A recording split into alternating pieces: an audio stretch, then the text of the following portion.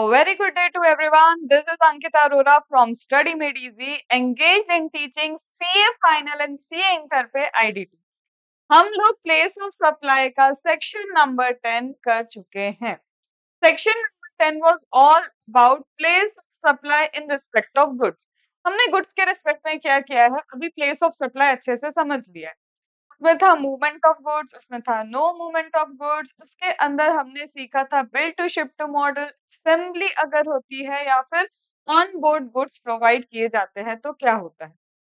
तो ये जो 5 हमने केसेस किए हैं विथ रिस्पेक्ट टू गुड्स, इसके लिए हमें कुछ एक्स्ट्रा क्वेश्चंस क्या करने होंगे, लिखने होंगे, नोट डाउन करने होंगे. ऑल्दो हमारी क्वेश्चन बैंक में क्वेश्चंस हैं, but what I want from you people कि आप लोग जरूर से इनके कुछ कुछ एग्जांपल्स, कुछ कुछ एक्स्ट्रा क्वेश्चंस इसलिए लिख लो ताकि हम एक संतुष्ट हो जाए कि मैम ने हर तरह से क्या करवा दिया, हमको परफेक्टली चीजें समझा दिए हैं, एक्स्ट्रा क्वेश्चंस क्या किए हैं हमें नोट करवा दिए.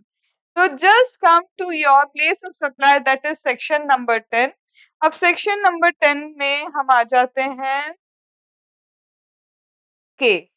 तो यहाँ पे आई गेस हम लोग ने ऑलरेडी ये कुछ क्वेश्चंस लिख रखे हैं 10(1)(a) के. तो this is the question with respect to 10(1)(a). ठीक है, इसी तरह से हमने 10(1)(c) का एक एक्स्ट्रा क्वेश्चन लिया है, एज वेल एज इसी तरह से 10(1)(d), 10(1)(e) के भी हमने क्या लेके रखे हैं, क्वेश्चंस लिए हैं 10(1)(b). तो अब मैं क्या करूंगी, ये वाले आपके जी ड्राइव पे मैं दे दूंगी. तो जी ड्राइव से आप लोग क्या कर सकते हैं, इन क्वेश्चंस को एक बार गो थ्रू कर सकते हैं क्योंकि लाइव क्लासेस में मैंने ऑलरेडी ये क्वेश्चन लिखवा दिए. ठीक है, तो हम लोग क्या करेंगे, एक बार के लिए एक काम करते हैं, क्योंकि हमने 10(1)(a) भी अभी आपने क्वेश्चंस नहीं लिखे होंगे, तो हम एक काम करते हैं, ये मैं आपको पीडीएफ प्रोवाइड कर दूंगी. नेक्स्ट क्लास जो होगी हमारी, उसमें हम क्या करेंगे, क्विक इसको क्या कर लेंगे, डिस्कशन में ले लेंगे. ठीक है, चलो अब आते हैं हम सर्विसेज के ऊपर. Place supply with respect to service. अब हमें सेक्शन नंबर 12 डायरेक्टली मूव करना है. तो जैसा कि मैंने कहा था, when it comes to place of supply with respect to service, तो आपको क्या ध्यान में रखना है कि जो रिसिपिएंट ऑफ द सर्विस है, जो कौन है, रिसिपिएंट ऑफ द सर्विस है, एंड जो जहाँ पे सप्लायर ऑफ द सर्विस है, तो रिसिपिएंट एंड सप्लायर दोनों कहाँ पे है, इंडिया में है. लेकिन कुछ केसेस ऐसे हो सकते हैं, कुछ ऐसे केसेस हो सकते हैं कि सर्विस कभी कभार इंडिया के बाहर भी प्रोवाइड की जा सकती है. तो सेक्शन नंबर 12 कब एप्लीकेबल होगा मैम, सेक्शन नंबर 12 एप्लीकेबल होता है जब स्पेसिफिकली मैं आपको ये बता रही हूँ कि when recipient and supplier both are in India, recipient भी इंडिया में है, सप्लायर भी इंडिया में है, लेकिन हमारा जो प्लेस सप्लाई है, हो सकता है कई बार जो हमारी सर्विस है, सर्विस इंडिया के बाहर भी प्रोवाइड की जा सकती है. तो उस टाइम हमारा कौन सा सेक्शन एप्लीकेबल होता है, उस टाइम हमारा सेक्शन नंबर 12 क्या होता है, एप्लीकेबल होता है. अब सेक्शन नंबर 12 में ऐसे कितनी सर्विसेज दी है, जैसे मैम जब आपने गुड्स पढ़ा है तो गुड्स के लिए आपने बोला था 5 केसेस हैं, तो ऐसे सेक्शन नंबर 12 में हमें कितने केसेस देखने को मिलेंगे. तो सेक्शन नंबर 12 में ऐसे 13 सर्विसेज हैं. ये रहा आपका सेक्शन नंबर 12, और सेक्शन नंबर 12 में कितनी है, 13 सर्विसेज लेके रखी है. अब सेक्शन नंबर 12 का कहना ये है कि अगर जो 13 स्पेसिफाइड सर्विस हमने दी है, जो 13 स्पेसिफाइड सर्विस हमने बताई है कहाँ पे, सेक्शन नंबर 12 में, अगर आप उन स्पेसिफाइड सर्विस में नहीं आते हो, that means you are not providing that specified service, तब आपको कौन सा रूल एप्लीकेबल करना है या फिर कौन सा क्लॉज एप्लीकेबल करना है, जिसके हिसाब से आप प्लेस ऑफ सप्लाई निकालेंगे. तो यहाँ पे सेक्शन 12 सबसेक्शन 2 आएगा. सेक्शन 12 सबसेक्शन 2 क्या कहता है, ये जनरल रूल है. सेक्शन 12 सबसेक्शन 2 क्या है, हमारा जनरल रूल. ये क्या कहता है 12 सबसेक्शन 2, कि अगर स्पेसिफाइड सर्विस नहीं है, अगर क्या है, स्पेसिफाइड सर्विस नहीं है, जो आपके सेक्शन क्लॉज 3 से लेकर कहाँ मिलेगी आपको, सॉरी, सबसेक्शन 3 से लेके आपको कहाँ मिलेगी, सबसेक्शन 3 से लेके सबसेक्शन 4 में आपको कुछ सर्विसेज देखने को मिलेंगी. तो सबसेक्शन 3 से लेके 14 तक कुछ ऐसे सर्विसेज दी हैं, जैसे है उसके अंदर गुड्स ट्रांसपोर्ट की सर्विस, पैसेंजर ट्रांसपोर्ट की सर्विस, इंश्योरेंस की सर्विस, बैंकिंग की service. This are just examples I am telling you कि इवेंट ऑर्गेनाइज करने की सर्विस, किसी इवेंट में एडमिशन देना है किसी को, that means you provide entry to a person, तो वो भी काइंड ऑफ एक सर्विस है because you are providing a right. ऐसे करके इन्होंने 3 से लेके 14 तक कुछ सर्विसेज को स्पेसिफाई किया है। अगर आप 3 से 14 वाली उन सर्विसेज में आते हैं, अगर आप 3 से 14 वाली उन सर्विसेज में आते हैं तो जो स्पेसिफिक वहां पे प्लेस ऑफ सप्लाई के लिए रूल दिया है आप वो अप्लाई करेंगे। लेकिन सपोज मैम हम जो 3 से 14 में सर्विस दी है उसमें नहीं आते, हमारी कुछ अलग ही तरह की सर्विस है। For an example, chartered accountant providing the services. 3 से 14 में चार्टेड अकाउंटेंट की सर्विस इंक्लूड नहीं है। तो मैम अगर हम चार्टेड अकाउंटेंट वाली सर्विसेज प्रोवाइड कर रहे हैं, इसका मतलब जैसा आपने हमें बोला 3 से 14 में इट इज नॉट कवर्ड, तो उसके लिए हम प्लेस ऑफ सप्लाई कैसे निकालेंगे? जब रिसिपिएंट भी इंडिया में होगा और साथ में मेरा सप्लायर भी इंडिया में होगा, तब आप मूव करेंगे किसके ऊपर? जनरल रूल के ऊपर। क्या इतनी बात समझ में आ गई आपको? Now as you move to the general rule, एक चीज मेरे को कुछ बतानी है आपको, वो ये है कि ये मैं कुछ लिख रही हूँ जीटीओ। जीटीओ क्या करता है? ट्रांसपोर्टेशन की सर्विस देता है, गुड्स एंड पैसेंजर ट्रांसपोर्टेशन की, और साथ में इंश्योरेंस भी लेता है। मैम ये क्या लिखा है आपने? मैंने लिखा है जीटीओ क्या कर रहा है? ट्रांसपोर्टेशन की सर्विस प्रोवाइड कर रहा है, गुड्स का ट्रांसपोर्टेशन, पैसेंजर का ट्रांसपोर्टेशन, और साथ में क्या लेता है? इंश्योरेंस। मैम ये अजीब सी लाइन आपने क्यों लिखी है? ये अजीब सी लाइन मैंने इसलिए लिखी है क्योंकि ये एक न्यूमोनिक है मेरे लिए ये एक मेमोरी टेक्निक है। ये मेमोरी टेक्निक को यूज करके आपको ये समझ में आएगा कि जब सेक्शन नंबर 12 की बात आती है तो कई ऐसी सर्विसेज हैं।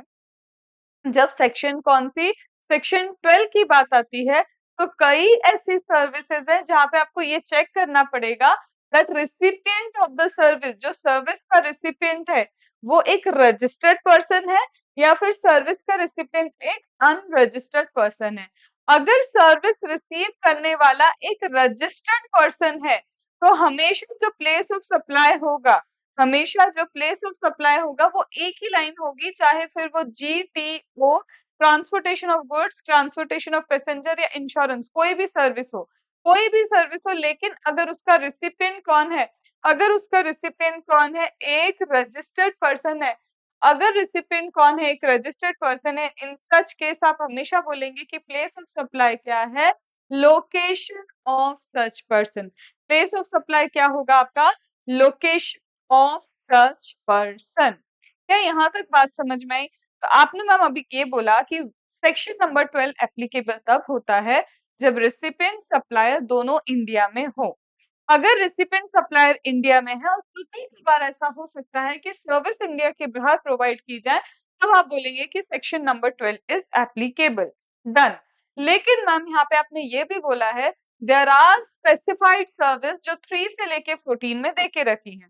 अगर आप 3 से 14 की सर्विसेज में नहीं आते, दैट मीन्स एक जनरल सर्विस आप प्रोवाइड कर रहे हैं, तो जनरल सर्विस के लिए जो रूल एप्लीकेबल है कि कैसे हम प्लेस ऑफ सप्लाई निकालेंगे वो सेक्शन 12 सब सेक्शन 2 में हमें देके रखा हुआ है।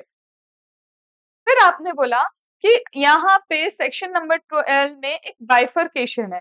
कैसा बाइफरकेशन है कि कई जगह आपको क्या करना होगा? चेक करना होगा कि जो सर्विस रिसीव करने वाला पर्सन है, जो सर्विस क्या कर रहा है? रिसीव कर रहा है, वो सर्विस रिसीव करने वाला जो आपका पर्सन है वो एक रजिस्टर्ड पर्सन है या फिर वो क्या है? एक अनरजिस्टर्ड पर्सन। तो ये कहाँ कहाँ हमें देखना होता है? तो उसके लिए आपने मैम निमोनिक बताया। सबसे पहले GTO, transportation of goods, transportation of passenger, और उसके लिए आपने आगे बोला इन्होंने इंश्योरेंस लिया। जीटीओ क्या है? Transportation of goods, transportation of passenger तो पूरा है, एंड इंश्योरेंस सर्विस भी आपने कंप्लीट बोला कि इंश्योरेंस है। जी इज जनरल रूल। जब आप जनरल रूल की बात करते हैं तब भी आपको ये चेक करना पड़ेगा जो आपसे सर्विस रिसीव कर रहा है वो रजिस्टर्ड पर्सन है या फिर एक अनरजिस्टर्ड पर्सन है। T for training and appraisal. T for कौन सी सर्विस आएगी आपकी? ट्रेनिंग एंड अप्रेजल सर्विस, वहां पे भी आपको सोचना पड़ेगा कि मेरा जो रिसिपिएंट है वो रिसिपिएंट रजिस्टर्ड या अनरजिस्टर्ड। फिर O, O for organising the event, event organise करना। तो जब आप एक इवेंट ऑर्गेनाइज करते हैं तब भी मैम आपको सोचना पड़ेगा वेदर द पर्सन इज, वो सामने वाला जो पर्सन है वो रजिस्टर्ड है या फिर मैम एक अनरजिस्टर्ड पर्सन है। जीटीओ, फिर जैसा कि मैम आपने बोल ही दिया था, that is transportation of goods as well as your transportation of passenger. ठीक है, transportation of goods and transportation of passenger तो आप वैसे ही बोल चुके थे। और फिर लास्ट इसमें क्या आता है मैम, लास्ट आता है इसमें आपका इंश्योरेंस। इन चीजों के लिए आपको चेक करना पड़ेगा whether the person receiving the service is registered और एन अनरजिस्टर्ड पर्सन। अब फिर से मेरी बातों को ध्यान से सुनो। मैंने एक और लाइन आपको बोली थी कि जब भी रिसिपिएंट आपका एक रजिस्टर्ड पर्सन होगा, whenever the recipient, whenever your recipient is a registered person, in such a case आपके लिए प्लेस ऑफ सप्लाई क्या होगी, उस केस में जो आपकी प्लेस ऑफ सप्लाई है वो है आपका लोकेशन ऑफ सच पर्सन। अब हम लोकेशन ऑफ सच पर्सन से क्या मतलब है, सच पर्सन मतलब जो सर्विस रिसीव कर रहा है। क्योंकि वो रजिस्टर्ड पर्सन है तो रजिस्ट्रेशन लेते वक्त सामने वाले ने लिखा होगा रजिस्ट्रेशन के एप्लीकेशन में कि वो कौन सी प्लेस पे है और वो कहाँ का रजिस्ट्रेशन लेना चाहता है। तो जिस प्लेस का उसने रजिस्ट्रेशन लिया है तो लोकेशन ऑफ सच पर्सन मतलब वो प्लेस हो जाएगी। ठीक है, या फिर ये भी हो सकता है कि मैम कोई उसका फिक्स्ड एस्टेब्लिशमेंट हो। नहीं, यहाँ पे सिर्फ आपको एक ही चीज देखनी है, लोकेशन ऑफ सच पर्सन। तो लोकेशन ऑफ सच पर्सन मतलब भाई वो पर्सन जब रजिस्टर हुआ होगा उसने रजिस्ट्रेशन का एप्लीकेशन देते वक्त लिखा होगा जरूर कि वो कहाँ के लिए रजिस्ट्रेशन ले रहा है, क्या प्लेस है, क्या एड्रेस है, वो सब कुछ लिखता है, उसे ही हम बोलते हैं location of such person. Do not interpret this as कि जहां पे वो पर्सन है, लोकेशन ऑफ सच पर्सन मतलब जहां पे वो पर्सन है। सपोज करो अभी मैं इंदौर में हूँ लेकिन मेरा रजिस्ट्रेशन जो बिजनेस का है मैंने पुणे का रजिस्ट्रेशन करा है। मैं इंदौर मेरे घर आई हूँ और मैं मेरे इंदौर घर आके फोन करके कोई ऑर्डर दे रही हूँ सर्विस का। मेरी लोकेशन ऑफ सच पर्सन तो अभी इंदौर है, but you do not need to see location of such person as if कि वो पर्सन इस वक्त कहाँ है। लोकेशन ऑफ सच पर्सन मतलब रजिस्ट्रेशन दिया है पर्सन ने, कहाँ पे किस एरिया में किस स्टेट में कहाँ का रजिस्ट्रेशन लिया है, that is location of such person. I hope you are clear with this thing. पहले मैं आपको क्या करवाने वाली हूँ, यही जीटीओ की सर्विसेज करवा रही हूँ। क्यों? क्योंकि ये एक साथ हम कर लेते हैं, GTO transportation of goods, transportation of passenger and insurance service, जहाँ पे मुझे रजिस्टर्ड अनरजिस्टर्ड के पूरे ड्रामे करने पड़ेंगे, चेक करना पड़ेगा कि भाई रिसिपिएंट रजिस्टर्ड है या फिर रिसिपिएंट मेरा अनरजिस्टर्ड है। आज जाते हैं हम सबसे पहले, ये हम लोग ने लाइव क्लासेस में लिखा था, शॉर्ट नोट्स बनाते हैं क्योंकि हम लाइव क्लास में, और इसके अलावा आपको एक चार्ट और मिलेगा जिसमें विद इन वन पेज, एक पेज के अंदर आपका पूरा सेक्शन 10 और 12 दोनों ही कवर्ड रहेंगे। और सीए फाइनल के जो स्टूडेंट्स होते हैं उनके लिए मैंने आपको पहले भी बताया था, उनका एक सेक्शन 11 भी है, सेक्शन 14 भी है। तो सीए फाइनल के स्टूडेंट्स भी, आप जैसे सीए इंटर में है आपको भी इतना ही पढ़ने मिल रहा है, सीए फाइनल में आके 11 एंड 14 भी होगा। ओके, बट हाँ, चाहे आप 10 की बात करो या 12 की बात करो, सीए इंटर और सीए फाइनल का कॉपी पेस्ट सेम है, इसमें कोई डिफरेंस 1% का भी नहीं है, कुछ एक्स्ट्रा नहीं, कुछ कम नहीं। ठीक है, चलो अब हम आते हैं किसके ऊपर मैम, सबसे पहले जी, दैट इज जनरल रूल।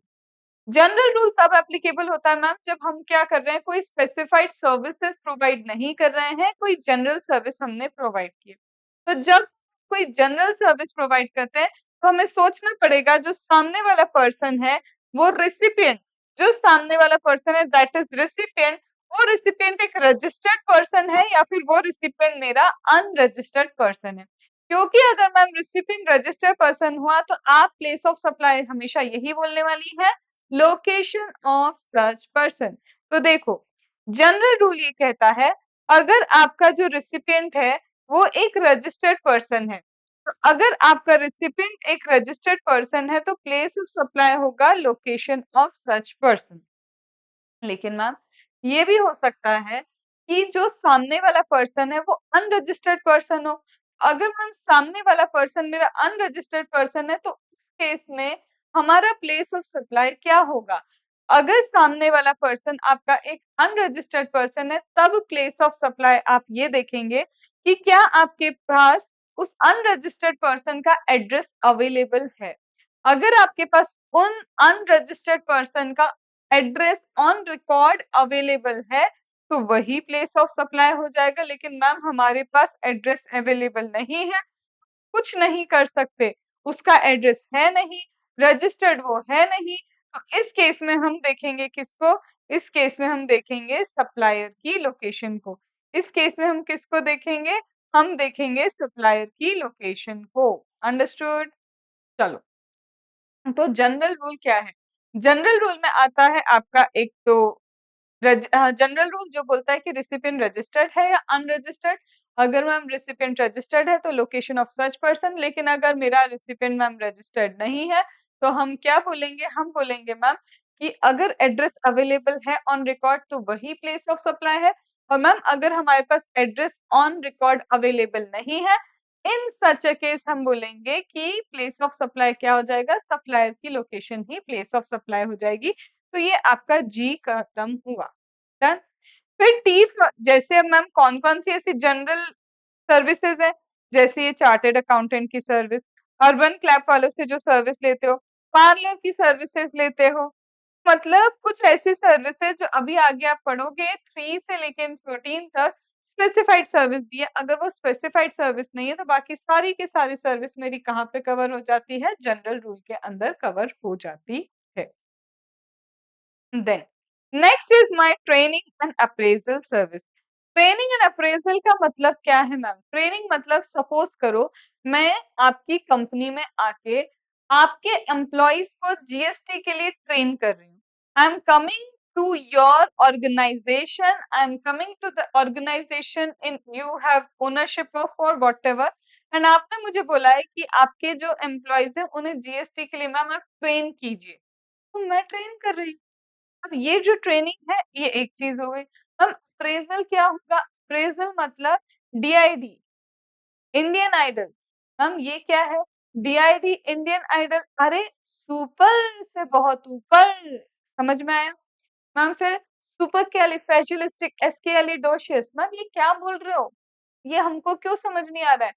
ऐसा तो हो ही नहीं सकता कि आपको समझ नहीं आए। ये समझो ना, जब यहाँ पे जजेस बैठ के सुनते हैं आपका गाना और आपको डांस करते हुए देखते हैं और फिर आपकी क्या करते हैं? तारीफ कि सुपर से बहुत ऊपर, तो ये क्या है? अप्रेजल ही तो है।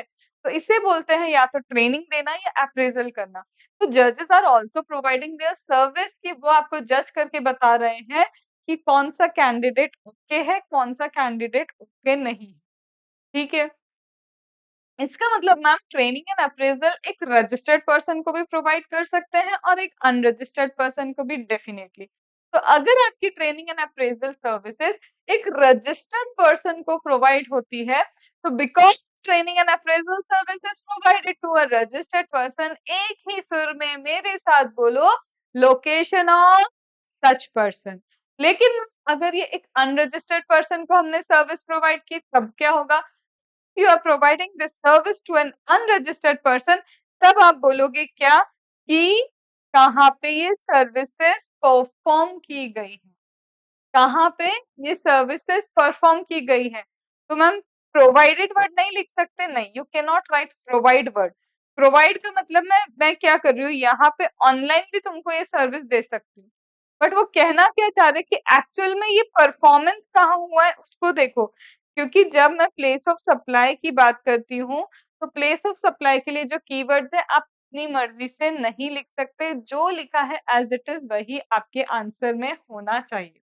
तो when it comes to an unregistered person के केस में where the services actually performed, वो हो जाएगा हमारा मैम प्लेस ऑफ सप्लाई। फिर से चलते हैं। तो मैम दो चीजें हैं जहाँ पे रजिस्टर्ड अनरजिस्टर्ड के गाना गाना है हमको, एक तो है जी जनरल रूल, एंड फिर आता है ma'am T that is training and appraisal services. अब जी टी ओ, ओ क्या है? Organising the event.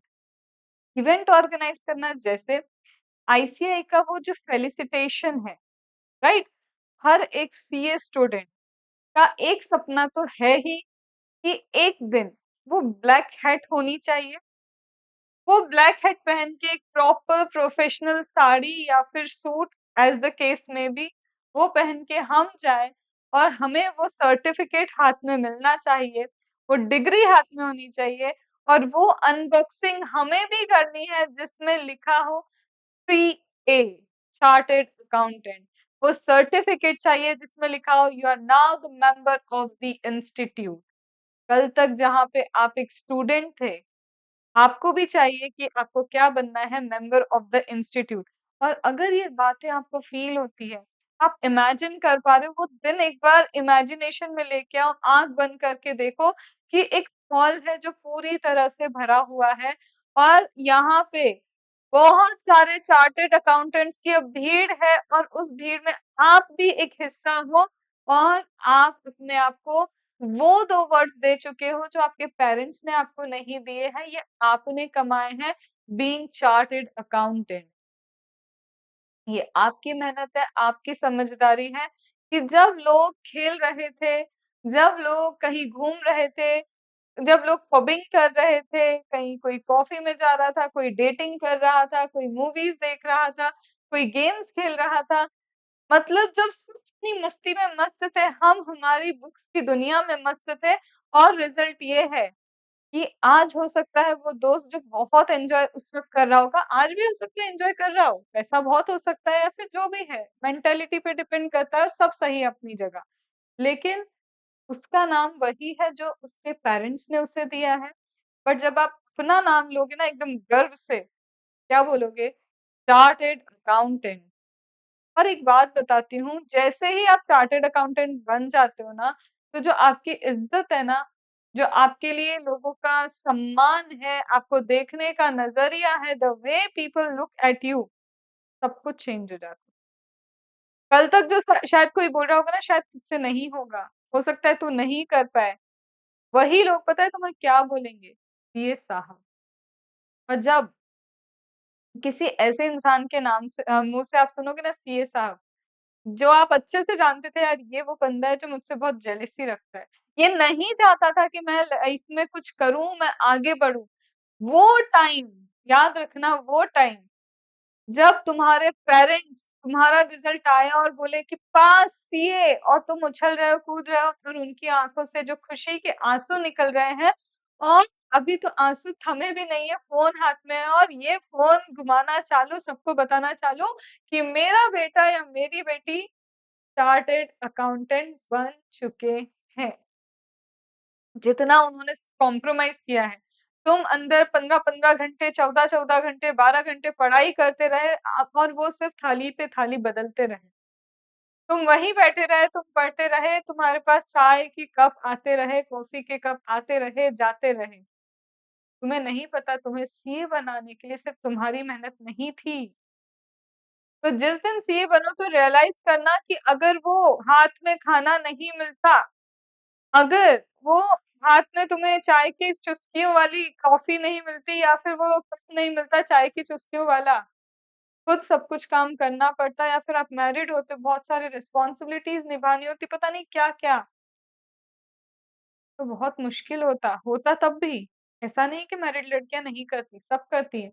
जहाँ सोच है, जहाँ चाह है, वहीं तो राह है।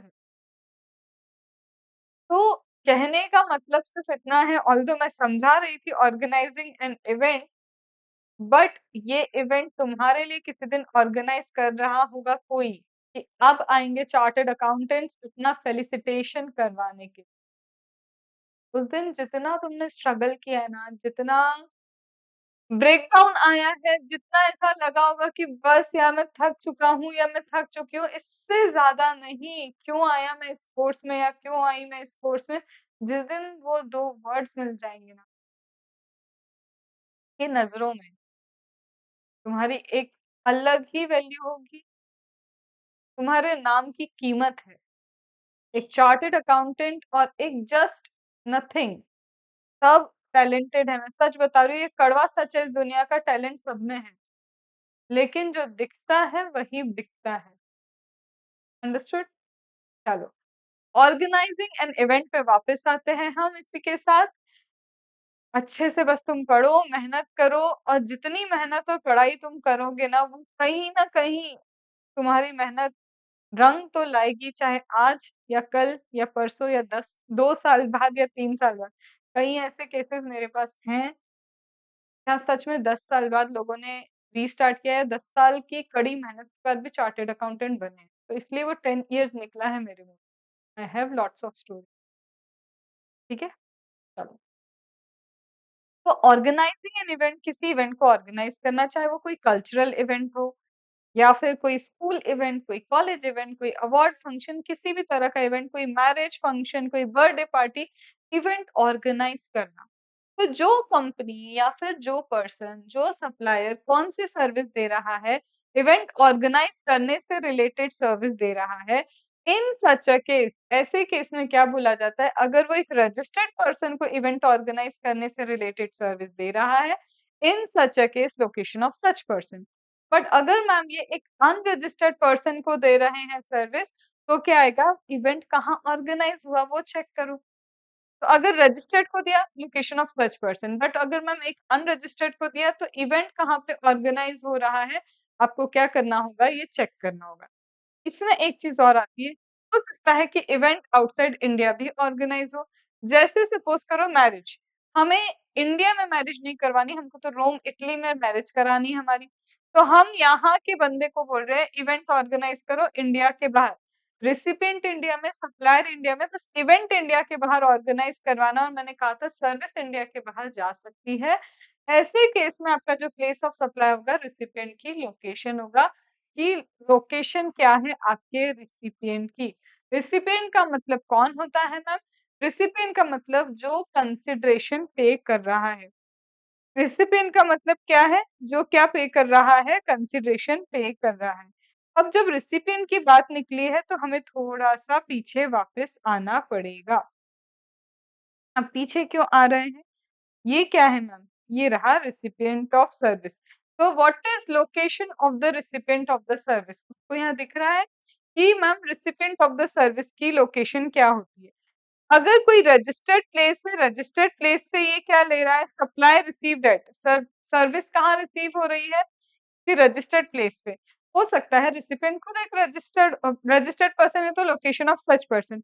बट अगर ये जो रिसिपिएंट है, रिसिपिएंट को सर्विस किसी रजिस्टर्ड प्लेस पे रिसीव हो रही है, मतलब क्या हुआ था ना मैम, आउटसाइड इंडिया सर्विस दी गई, तो हमने बोला लोकेशन ऑफ रिसिपिएंट देखो।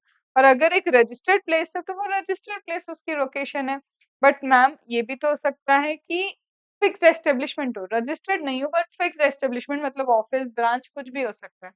तो फिक्स्ड एस्टेब्लिशमेंट पे अगर सर्विस रिसीव कर रहे हो, तो वही आपका प्लेस ऑफ सप्लाई। मैम ये भी तो हो सकता है एक से ज्यादा फिक्स्ड एस्टेब्लिशमेंट हो, बिल्कुल हो सकता है। तो ऐसे केस में जिस फिक्स्ड एस्टेब्लिशमेंट से वो सर्विस डायरेक्टली रिलेट करती है, वो क्या हो जाएगा? आपका प्लेस ऑफ सप्लाई हो जाएगा। और अगर मैम हमारे पास ऐसी कोई प्लेस नहीं है, ना रजिस्टर्ड है, ना कोई फिक्स्ड एस्टेब्लिशमेंट है, तो भाई रेसिपिएंट कहीं तो रुका होगा, कहीं तो रहता होगा, कहीं तो रेसिडेंस होगा उसका। तो usually the place of resident, ये क्या होता है आपका? रेसिपिएंट की लोकेशन। तो रेसिपिएंट की लोकेशन क्या है?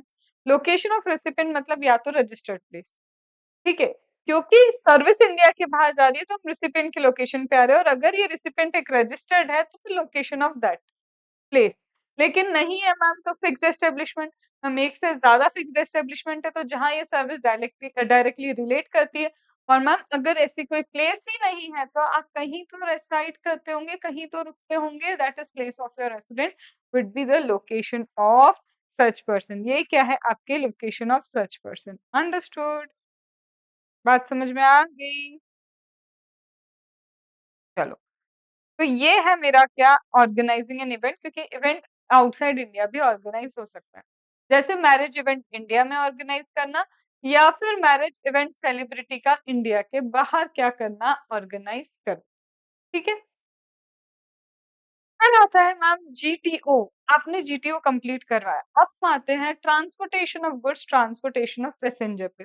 मैम ये transportation of goods, transportation of passenger क्या है? Transportation includes mail, transportation includes courier.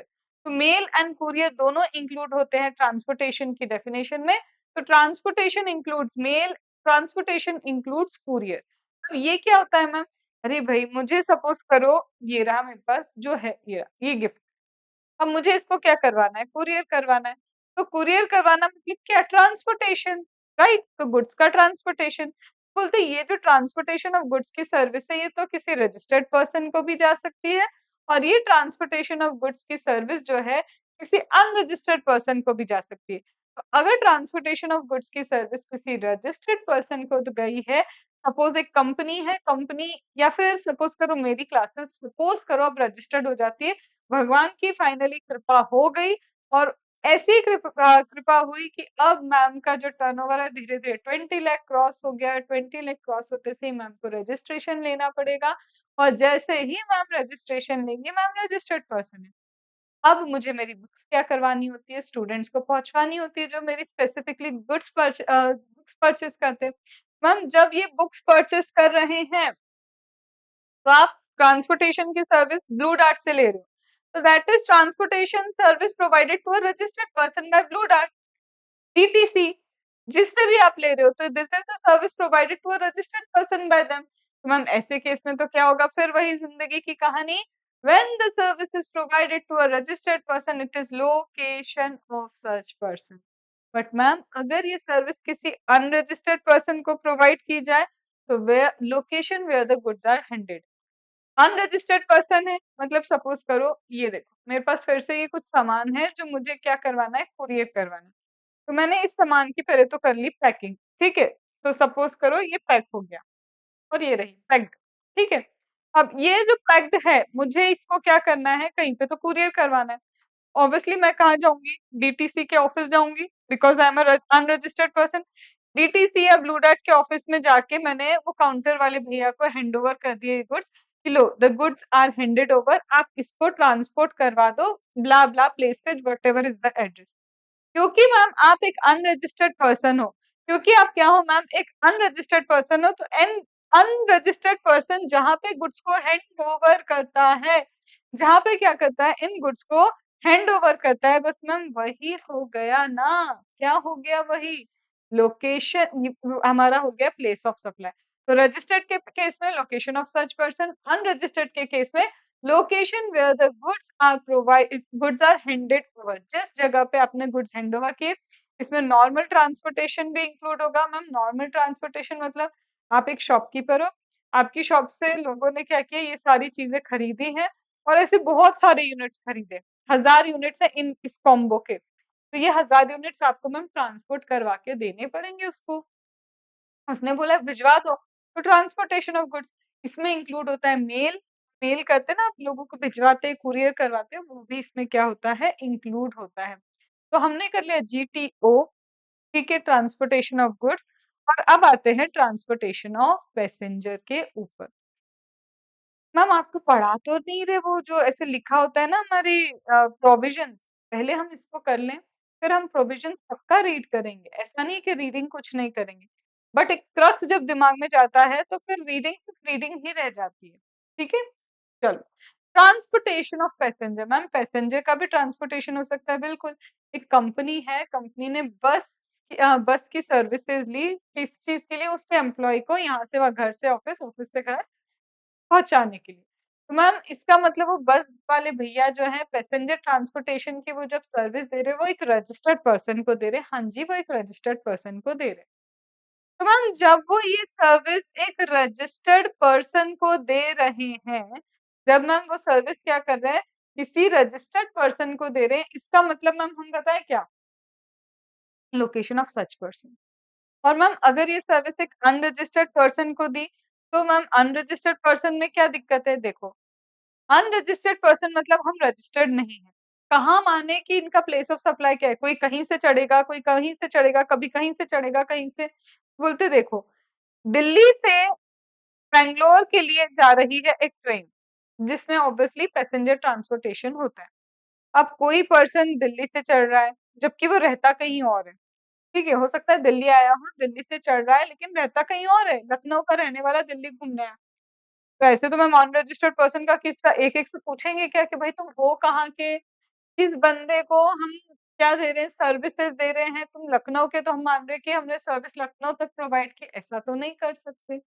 बोलते हैं जब भी पैसेंजर ट्रांसपोर्टेशन सर्विस एक अनरजिस्टर्ड पर्सन को जाएगी, तो इन सच केस उस केस में क्या होगा, where the passenger embarks for continuous journey, where the passenger embarks for continuous journey मतलब पैसेंजर जहां पे चढ़ गया ट्रेन में, पैसेंजर जहां पे चढ़ गया एयरक्राफ्ट में, मतलब ट्रांसपोर्टेशन के पर्पस के लिए जहां मेरा पैसेंजर चढ़ गया है, अपनी सीट ले ली है उसने जाके, बस वही मान लेंगे कि इसको यही सर्विस प्रोवाइड हुई है, यही उसका प्लेस ऑफ सप्लाई। तो वेयर ही एम्बार्क्स, जहां पे वो चढ़ता है for the purpose of continuous journey, वही आपका क्या है, प्लेस ऑफ सफर। अब इसमें मैम क्या क्या आ सकता है, इसके अंदर आपका आएगा सबसे पहले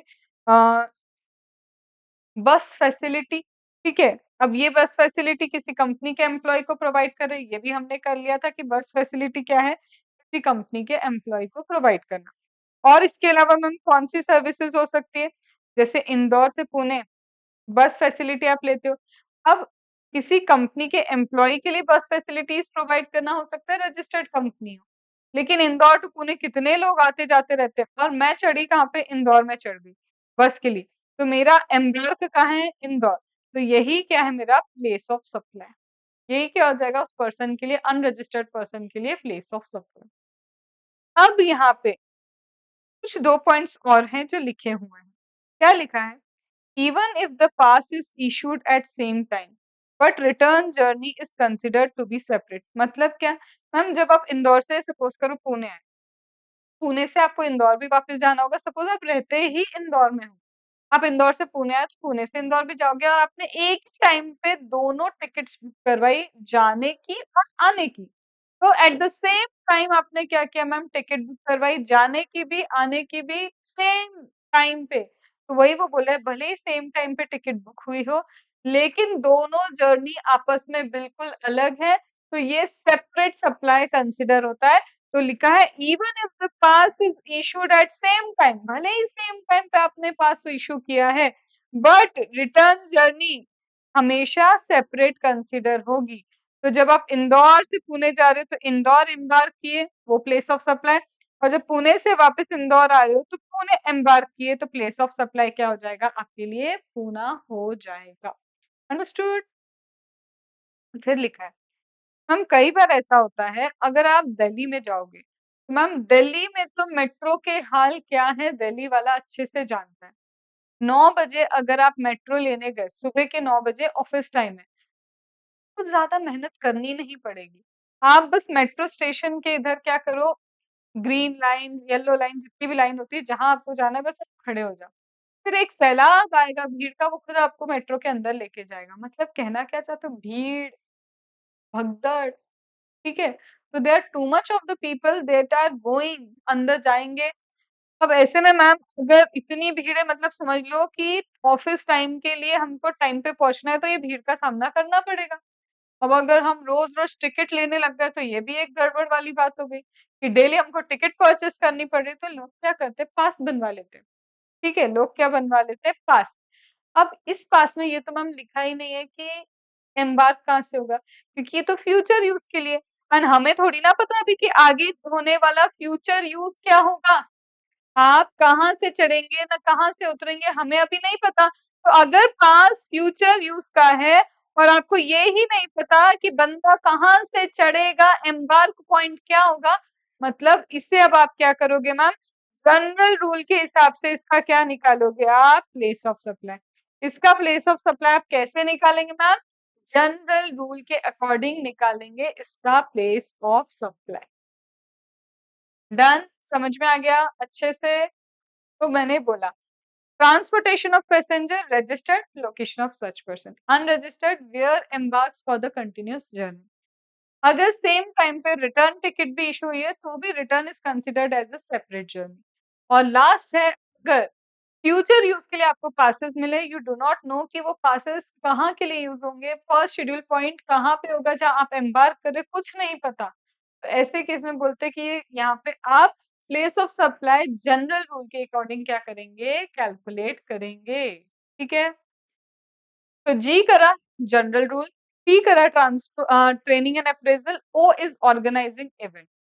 ठीक है, फिर उसके बाद transportation of goods, transportation of passenger done.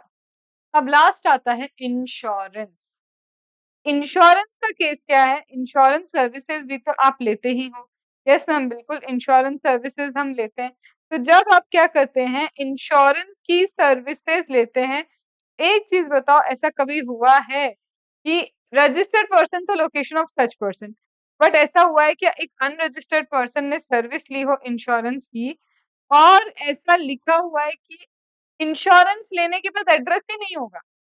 मैं एक अनरजिस्टर्ड पर्सन अपना लाइफ इंश्योरेंस करवा रही हूँ, तो ऐसा होगा क्या मैं कि इंश्योरेंस कंपनी वालों को एड्रेस ही नहीं दूंगी? हम ये तो किसी भी कंडीशन में पॉसिबल ही नहीं है। तो बोल रहे हैं इंश्योरेंस के केस में या तो लोकेशन ऑफ सच पर्सन ले लो, और अगर वो नहीं है तो आपको यहाँ दिख रहा है लोकेशन ऑफ सच पर्सन नहीं है, बट यहाँ पे क्या लिखा है, to person other than registered person, location of recipient of the service on record. यहाँ पे आपके पास ऑन रिकॉर्ड पक्का पक्का क्या होगा, ऑन रिकॉर्ड आपके पास लोकेशन होगा किसका, रिसिपिएंट का। कैसे नहीं हो सकता भाई, जब आप इंश्योरेंस ले रहे हो ऑन रिकॉर्ड आपके पास रिसिपिएंट की लोकेशन 100% होने वाली है, तो यहाँ पे क्या आएगा, location of recipient. Understood, done. तो इसका मतलब ऐसा नहीं लिखना अगर हमारे पास एड्रेस अवेलेबल नहीं है तो क्या करेंगे इन केस ऑफ इंश्योरेंस, ऐसा पॉसिबल ही नहीं है कि इंश्योरेंस करा के आप एड्रेस नहीं दो। ठीक है, तो ये लॉजिकल था। तो दिस कंप्लीट्स माय जीटीओ का part. GTO transportation of goods, transportation of passenger का पार्ट। ये transportation of goods, transportation of passenger में क्या है, transportation of goods, transportation of passenger GTO insurance service में, इन्हीं में देखना होगा आपको स्पेसिफिकली कि लोके जो आपका रिसिपिएंट है वो रजिस्टर्ड पर्सन है या फिर रिसिपिएंट आपका एक अनरजिस्टर्ड पर्सन है। इतनी चीजें अगर आपको अच्छे से समझ में आ गई हैं, तो अब हम आगे बढ़ेंगे, रीडिंग करेंगे, बिल्कुल रीडिंग करेंगे, मैं ऐसा नहीं बोल रही हूँ कि हम रीडिंग नहीं करेंगे, बट अब हमको बढ़ना होगा आगे। आगे क्या करना है, अब इमूवेबल प्रॉपर्टी रिलेटेड सर्विस का क्या, ऐसी सर्विस जहाँ पे आपका फिजिकली प्रेजेंट होना जरूरी है, जैसे grooming service, beauty treatment service etcetera, या फिर ऐसी सर्विसेज अभी आगे और आएंगी, जनरल सर्विसेज, जहाँ पे अब आपको ये नहीं देखना रजिस्टर्ड है या अनरजिस्टर्ड, तो कुछ वो सर्विसेज हैं जो अब हमको कवर करना है। उससे पहले 5 मिनट का आपके पास है ब्रेक। इस 5 मिनट के ब्रेक में एक तो सेक्शन नंबर 10 भी आपको करना है रिवाइज, और साथ में 12th का GTO transportation of goods and passenger and insurance, इसके सारे कीवर्ड्स बिना देखे रिकॉल करना है। ओके, चलो। चलो, तो आई होप आपने सब कुछ एक बार अच्छे से गो थ्रू कर लिया होगा। Now we are coming to section number 12 subsection 2। Ma'am अभी तो किया था सेक्शन 12 सबसेक्शन 2, अरे बर साथ साथ रीडिंग भी तो करते जाना पड़ेगी कि नहीं तो बोलोगे मैम ने तो रीडिंग ही नहीं करवाई। चल, तो अब सेक्शन 12 सबसेक्शन 2 ने क्या लिखा है, place of supply of service except service specified in 3 to 14। 3 से 14 तक की जो सर्विसेज है उनको छोड़ दो, अगर इसके अलावा आपने कोई भी सर्विस प्रोवाइड एक रजिस्टर्ड पर्सन को की है तो लोकेशन ऑफ सच पर्सन, और अगर ये रजिस्टर्ड पर्सन नहीं है तो लोकेशन ऑफ द रिसिपिएंट अगर रिकॉर्ड्स में अवेलेबल है तो।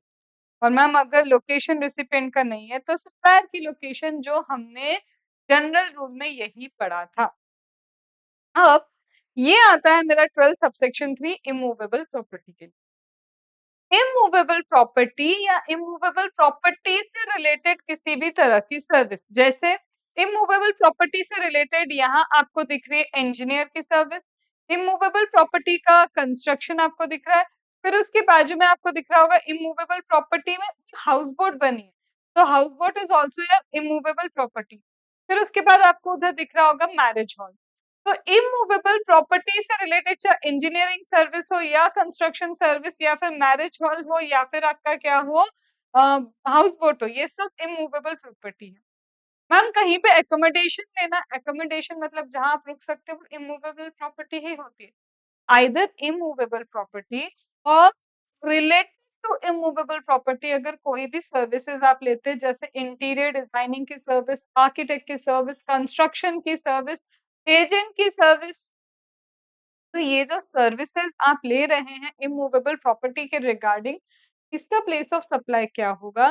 तो बोलते हैं इसका प्लेस ऑफ सप्लाई है where the immovable property is located or intended to be located. तो चाहे कोई सर्विस डायरेक्टली किसके रिगार्डिंग हो, कोई सर्विस डायरेक्टली इमूवेबल प्रॉपर्टी से रिलेट करती हो, जैसे कि हो सकता है आर्किटेक्ट की सर्विस, इंटीरियर डेकोरेशन की सर्विस, सर्वेयर की, इंजीनियर की, या फिर कोई भी सर्विस एजेंट की सर्विस। ठीक है, तो या फिर कोई राइट दिया है मूवेबल प्रॉपर्टी यूज करने का, मतलब रेंट पे देना। तो यहाँ पे बोलते हैं या फिर ये सर्विस, या फिर एकोमोडेशन सर्विस जो होटल वगैरह में लेते हैं आप, क्लब में लेते हैं, गेस्ट हाउस में लेते हैं, दैट इज एकोमोडेशन सर्विस। या फिर इमूवेबल प्रॉपर्टी की सर्विस फॉर मैरिज, रिसेप्शन, ये सारी चीजें आप एकोमोडेशन फंक्शंस करने के लिए जब आप इमूवेबल प्रॉपर्टी लेते हैं, या कोई भी एंसिलरी सर्विस, कोई भी एंसिलरी सर्विस जहां पे आपको दिख जाए कि इमूवेबल प्रॉपर्टी है, तो in case of immovable property यहाँ पे प्लेस ऑफ सप्लाई क्या होगा? Location of the immovable property, immovable property की लोकेशन। अब इमूवेबल प्रॉपर्टी में जैसा बोला हाउस बोट वगैरह वेसल्स भी इंक्लूड होते हैं जहाँ पे आप रह सकते हो। बोट में आप रह सकते हो, क्रूज में आप रह सकते हो, वेसल में आप रह सकते हो, एकोमोडेशन हो सकता है।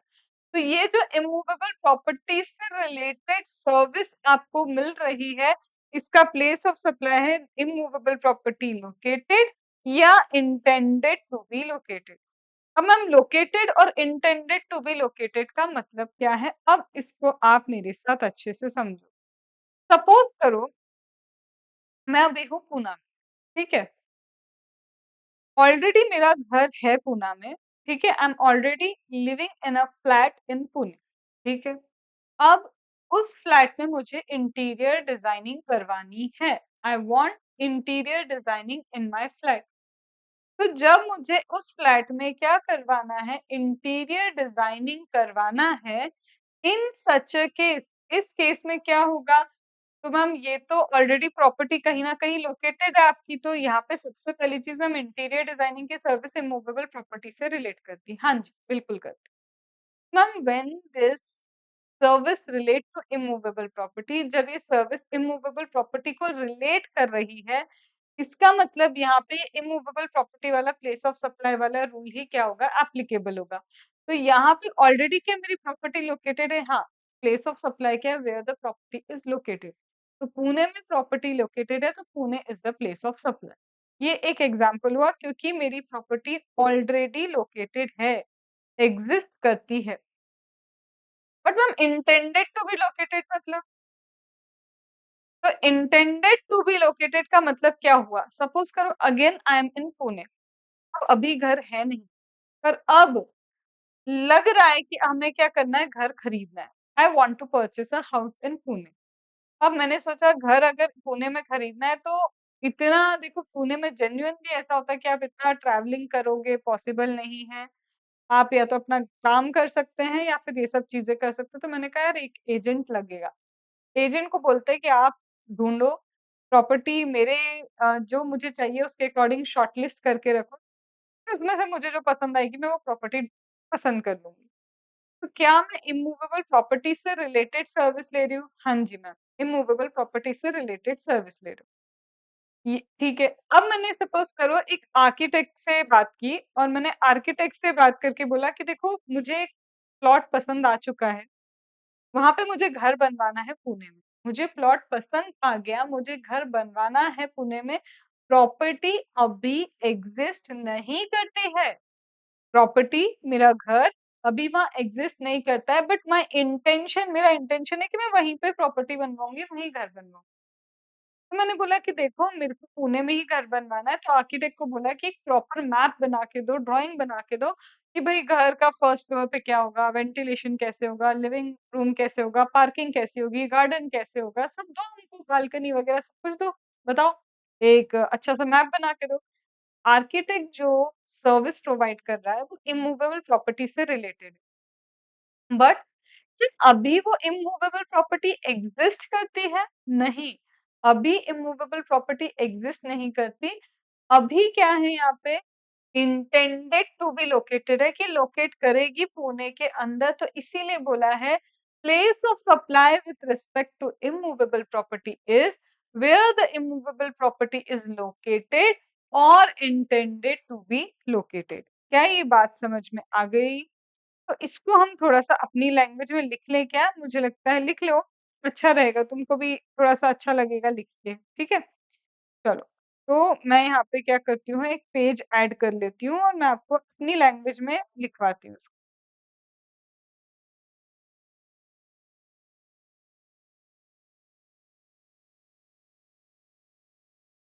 Immovable property, place of supply in respect of immovable property is where the immovable property is located or intended to be located.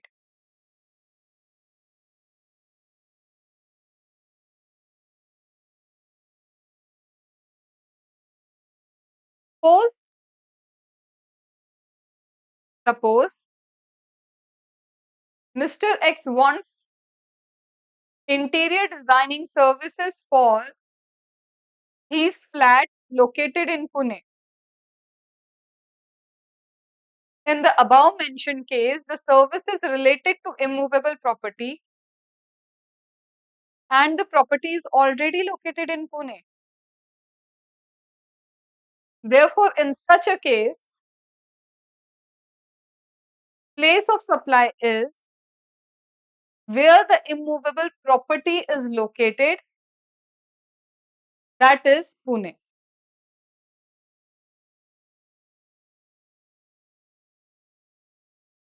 Mr. Y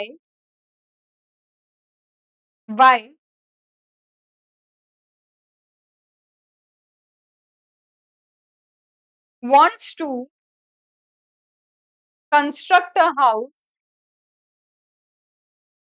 in New Delhi. For the construction of house, he has taken service from an architect to draw a proper map. Here the services are related to immovable property. However, the immovable property is not in existence till now. Therefore, the place of supply here is where the immovable property is intended to be located. That is New Delhi. आई ये बात समझ में अच्छे से? ठीक है, तो हमने जो अभी डिस्कशन किया, जो पढ़ा समझा, तो ये सब यहाँ पे क्या कर दिया है, ये पूरा आपको लिखवा दिया, ठीक है? अब क्या मैम इतना ही है मूवेबल प्रॉपर्टी के रिस्पेक्ट में? नहीं, अभी कहाँ, अभी तो शुरुआत है इसकी। अब इमूवेबल प्रॉपर्टी में क्या क्या है उसको थोड़ा लिख लेते हैं। फिर ऐसा भी हो सकता है, देखो इमूवेबल प्रॉपर्टी आप बनवा रहे हो, मैंने कहा था सेक्शन 12 में सर्विस इंडिया के बाहर जा सकती है। So instead, I want property to be constructed in New Delhi. अगर मुझे वो प्रॉपर्टी यूएसए में कंस्ट्रक्ट करवानी हो तो मैम इमूवेबल प्रॉपर्टी से रिलेटेड सर्विस तो इंडिया के बाहर है, हो सकता है रिसिपेंट इंडिया में, हो सकता है सप्लाई भी इंडिया में, लेकिन जो सर्विस है वो तो इंडिया के पास जा रही है। तो ऐसे केस में ma'am place of supply again क्या होगा, location of recipient, just the way we have done organising an event. जब इवेंट इंडिया के बाहर गया था तब भी लोकेशन ऑफ रेसिपिएंट था, अभी भी लोकेशन ऑफ रेसिपिएंट है जब immovable property related service India के बाहर जा रही है। अंडरस्टूड? डन? चलो आ जाए अपन। तो आ रहे हैं हम वापस इस पे जहां हम लिख रहे थे ये। In the above mention case, if mister Y intends to construct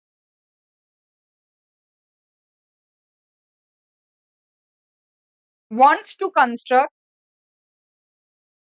immovable property in USA,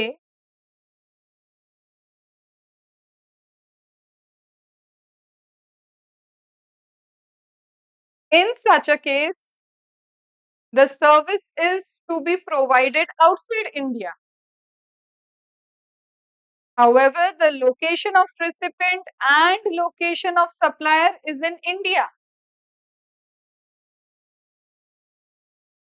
Hence, place of supply would be location of recipient. And you know location of recipient क्या होता है? रजिस्टर्ड हो सकता है, fixed establishment हो सकता है, more than one fixed establishment हो सकता है, और अगर एक भी ऐसी प्लेस नहीं हो तो रेसिडेंस, ठीक है, प्लेस ऑफ रेसिडेंस। फिर इसके बाद services related to immovable property, for an example, interior designing, comma, architect, comma, engineer, comma, e-state agent,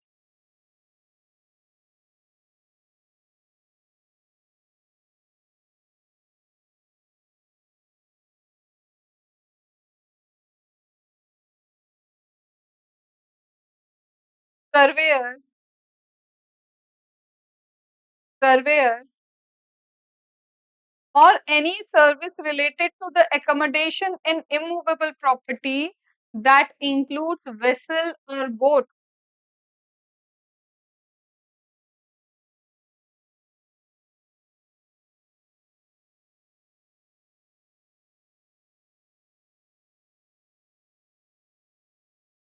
is considered to be service related to immovable property. I hope whatever discussion we have done till now, ये सारा discussion हमने यहाँ पे लिख लिया है। Okay, ये पूरा डिस्कशन हमारा लिखा हुआ हो गया। नाउ मूविंग टूवर्ड्स, आगे कुछ और लिखा है? नहीं, फाइनली इतना है। बट मैम ये भी तो हो सकता है एक से ज्यादा स्टेट में आप ये सर्विसेज प्रोवाइड कर रहे हो, आपने 50 लाख चार्ज कर लिए किसी पर्सन से, दिल्ली में भी उसको immovable property related service provide कर रहे हैं, मुंबई में भी प्रोवाइड कर रहे हैं, यूएसए में भी प्रोवाइड कर रहे हैं, ऐसा भी तो हो सकता है, बिल्कुल हो सकता है कि एक से ज्यादा स्टेट्स भी हो सकते हैं। तो मैम आप यहाँ पे इसका वैल्यूएशन कैसे करोगे? तो बोलते हैं देखो, स्टेट वाइज आपने पैसा चार्ज किया तो वैल्यूएशन वैसा हो जाएगा कि इस स्टेट का 10 लाख लिया, इस स्टेट में जो सर्विस प्रोवाइड करे 15 लाख है, इसका इतना है, वो तो ठीक है। इफ आपने लमसम अमाउंट चार्ज किया, 4-5 स्टेट में सर्विस प्रोवाइड कर रहे हैं, तो अगर आपका स्पेसिफिक कंसिडरेशन नहीं है, लमसम है, तो in such a case you have to see the contract कि कॉन्ट्रैक्ट में क्या लिखा है, किस प्रोपोर्शन में अब इस वैल्यू को मैं डिवाइड करूं, बिकॉज आपने सर्विस प्रोवाइड की, सर्विस प्रोवाइड की तो आपने पैसा लिया होगा। एंड जब आप अमाउंट चार्ज करते हैं, जब आप क्या करते हैं, अमाउंट चार्ज करते हैं, इन सच ए केस ये value of supply of service का वैल्यू है, और वो वैल्यू को मैं बाइफरकेट कैसे करूं? तो इस वैल्यू को बाइफरकेट करने के लिए वो सिंपली क्या बोल रहे हैं, आप कॉन्ट्रैक्ट चेक करो ना कि प्रोपोर्शन क्या रखोगे। बट कॉन्ट्रैक्ट में भी कुछ नहीं लिखा है, तो प्रिस्क्राइब्ड रूल्स आपको बताए जाएंगे, वो प्रिस्क्राइब्ड रूल अब तक प्रिस्क्राइब्ड नहीं। ठीक है, this completes my immovable property related thing. But अब इस इमूवेबल प्रॉपर्टी में भी कुछ है, लेकिन अभी नहीं करा रही हूँ, क्यों? कि मेरे को एक 14 करके आपको क्लॉज कराना रहेगा, वहां पे भी ऐसे प्रपोर्शन प्रपोर्शन की बातें ही चलेगी। एक साथ हमारी सारी प्रपोर्शंस की बातें खत्म हो जाएगी, तो हम उसी वक्त इसे वापस से लेते हुए चलेंगे। ठीक है, चलो आगे आते हैं। हाँ, अब ये जो प्रिस्क्राइब रूल की बात की है, 3 चीजों के रिस्पेक्ट में, ये जो एग्जांपल्स थी ना 14, 15, 16, इनके रिस्पेक्ट में तो उन्होंने रूल देके रखा है जो प्रिस्क्राइब्ड है। कॉन्ट्रैक्ट में कुछ नहीं लिखा, तो ये प्रिस्क्राइब रूल आपको लगाने हैं, इन 3 के रिस्पेक्ट में तो दिया हुआ है। ठीक है, अब आते हैं, कई ऐसे सर्विसेज हैं जहाँ पे आपका खुद का प्रेजेंट होना जरूरी है। जैसे मेरी शादी है, मुझे ब्राइडल मेकअप कराना है, तो ऑनलाइन मेकअप हो नहीं सकता, मेरा सब्स्टिट्यूट मैं किसी और को भेज नहीं सकती। मुझे मुझे चाहिए कि मुझे फिट होना है, तो भैया एक्सरसाइज तो मुझे ही करनी पड़ेगी, मैं किसी और को नहीं भेज सकती। मुझे मैम पर्सनल ग्रूमिंग करवानी है, फेशियल वगैरह करवाना है, मुझे हेयर कट लेना है, तो मुझे ही जाना पड़ेगा, मेरी स्किन है, मुझे जाना है, मेरे हेयर है, मुझे जाना है। तो ऐसी कई जगह है, प्लास्टिक सर्जरी मैम आपको सपोज करो करानी है, अब प्लास्टिक सर्जरी करानी है तो आप ही को जाना पड़ेगा, आपका प्रॉक्सी नहीं जा सकता, कोई और नहीं जा सकता। मतलब मैम हेल्थ, आपकी हेल्थ खराब हो रही है सपोज करो, तो दवा लेने के लिए डॉक्टर को दिखाने के लिए आपको जाना होगा, वो आपको देख के ही बताएगा कि आपको तकलीफ क्या है। तो कहना क्या चाहते हो? कहना ये चाहते हैं कि इस केस में आपका खुद का होना ज़रूरी है, और जहाँ आपका खुद का होना ज़रूरी है, वहाँ प्लेस ऑफ सप्लाई क्या है? जहाँ पे सर्विस एक्चुअली परफ़ॉर्म की जा रही है। क्योंकि आप जहाँ, सर्विस वहाँ, तू जहाँ, सर्विस वहाँ। तो जहाँ पे आप हो सर्विस वहाँ प्रोवाइड की जा रही है, तो सर्विस एक्चुअली जहाँ पे परफ़ॉर्म हुई है, वही इसका हो जाएगा प्लेस ऑफ सप्लाई। अब तक अपन ने क्या किया? ये हो गया हमारा प्लेस ऑफ सप्लाई कहाँ पे, where the services are actually performed. ठीक है? ये वाला हो गया। हमने किया जी, general service, T training appraisal, organising an event. फिर इसके बाद हमने ट्रांसपोर्टेशन ऑफ गुड्स किया, ट्रांसपोर्टेशन ऑफ पैसेंजर और इंश्योरेंस सर्विस। फिर इसके बाद ma'am immovable property related services भी कर ली हमने, और साथ में अभी ऐसी सर्विस जहाँ पे हमारा पर्सनल प्रेजेंस होना जरूरी है, जैसे आपका personal grooming, fitness, beauty treatment, health service, plastic surgery, इन सब में आपका प्लेस ऑफ सप्लाई जहाँ पे सर्विस एक्चुअली परफॉर्म की गई, वो होगा आपका क्या, प्लेस ऑफ सप्लाई जहाँ पे सर्विस आपकी क्या हो रही है, एक्चुअली परफॉर्म हो रही है। क्या ये कर लिया training and appraisal? Yes ma'am, ये कर लिया है, जिसमें बोला है training and appraisal related place of supply क्या है, रजिस्टर्ड पर्सन है तो location of such person, unregistered person है तो वही सर्विस जहाँ पे एक्चुअली परफॉर्म की जा रही है। अब ये क्या है ma'am? Now this is admission to an event. ये क्या ma'am? Admission to an event आपने बताया था कोर्स फर्दरेंस ऑफ बिजनेस की डेफिनेशन में, कि अगर आप किसी को एंट्री देते हैं और एंट्री देते वक्त उससे कोई चार्जेस लेते हैं, इसका मतलब ये एक तरह का बिजनेस है आपका। मॉल में गए, एंट्री से पहले अगर हमको पैसा देना पड़ा, पार्क में गए, एंट्री से पहले टिकट खरीदनी पड़ी, थिएटर में एंट्री करने से पहले टिकट, तो मैम, या फिर कोई कल्चरल इवेंट है, स्पोर्ट्स इवेंट है, एजुकेशन, एंटरटेनमेंट, आर्टिस्टिक इवेंट है, जिसमें एंट्री के लिए पैसा चार्ज हो रहा है, तो ma'am that is admission to an event, that is nothing, admission to an event. Admission किसी इवेंट में, किसी पार्क में हो सकता है, या फिर किसी और प्लेस में जिसके लिए आप पैसा चार्ज कर रहे हैं, तो एडमिशन देना मतलब किसी को राइट देना। And transfer of right is supply of service, ये तो मैंने शेड्यूल 2 में ही सिखाया आपको। तो ऐसे केस में मैम प्लेस ऑफ सप्लाई क्या होगा?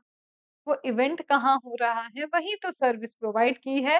तो where the event is actually held, event कहाँ पे हो रहा है, यहाँ पे जहाँ पे पार्क लोकेटेड है, या फिर वो अदर प्लेस लोकेटेड है, या फिर जहाँ वो पार्क या फिर अदर प्लेस लोकेटेड है। अंडरस्टूड? मैम फिर ये ऑर्गेनाइजिंग एन इवेंट फिर आ गया, हम कर चुके। ऑर्गेनाइज कर रहे हो रजिस्टर्ड के लिए या अनरजिस्टर्ड के लिए? Registered, location of such person, unregistered है तो कहाँ पे आपने क्या किया है, इसे ऑर्गेनाइज किया है। और मैम इंडिया के बाहर अगर ऑर्गेनाइज किया है तो लोकेशन ऑफ रिसिपेंट आएगा। इस केस में भी वही है। और मैम एक स्टेट से ज्यादा स्टेट्स हो सकती है जहाँ पे हम इवेंट्स ऑर्गेनाइज करें। एक इवेंट मैनेजमेंट कंपनी एक साथ 4 स्टेट्स के लिए इवेंट ऑर्गेनाइज कर रही है। तो हो सकता है स्टेट वाइज़ आपको अमाउंट मिला हो, value of supply. State wise अगर अमाउंट नहीं मिला तो कॉन्ट्रैक्ट में चेक करो कि किस प्रोपोर्शन में उस वैल्यू ऑफ सप्लाई को डिवाइड कर सकते हो। क्योंकि value of supply suppose 50 lakh रुपए लिए आपने, अंबानी जी, अरे अभी चल रहा है ना, आकाश अंबानी की शादी के लिए हमने 50 लाख रुपीज़ लिए हैं इवेंट मैनेज करने के लिए।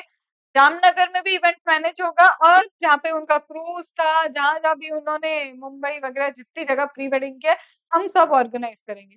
तो स्टेट तो मैम चेंज हो रही है, गुजरात, महाराष्ट्र, और हमने तो एक साथ 50 लाख चार्ज किया है।